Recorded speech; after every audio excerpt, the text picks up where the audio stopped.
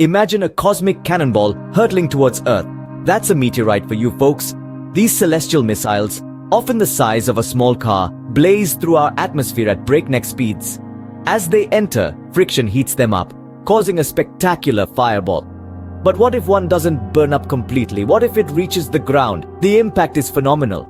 Picture an explosion 1,000 times more powerful than the Hiroshima bomb. Dust and debris are flung high into the atmosphere, blotting out the sun and causing a nuclear winter. Now, here's the twist. Meteorites have been hitting Earth for billions of years. Many believe a massive one wiped out dinosaurs 65 million years ago.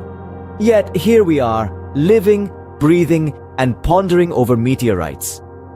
A testament to Earth's resilience, wouldn't you say? Until next time, keep looking up. There's a universe of wonders waiting to be discovered.